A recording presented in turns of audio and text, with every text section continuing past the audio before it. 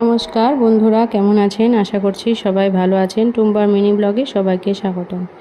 অনেক দিন বাজারঘাট করা হয়নি, তা ভাবলাম কিছু বাজারঘাট করে আনি। আর শাড়িগুলোও পুরনো হয়ে গেছে, কালার ডিসকালার হয়ে গেছে, তাই ভেবে নিলাম কয়েকটা অন্য কালারের শাড়ি নেই। যেগুলো আছে সেগুলো আর এই কালার নেব না, অন্য কালার। এবার দোকানে গিয়ে খুঁজে খুঁজে খুঁজে এরকম কালারের শাড়ি নিয়ে এসেছি। দোকানে তো ভালোই লাগে দেখতে, বাড়িতে নিয়ে এসে কিন্তু পছন্দ হয় না। এরকম মনোরোগ আর কার কার আছে বন্ধুরা? দোকানে কিন্তু শাড়িগুলো দেখতে ভীষণ ভালো লাগে, এবার বাড়িতে নিয়ে এসে খুলে মিলে দেখলে খুব একটা ভালো লাগে না, মনোতৃপ্তি লাগে না।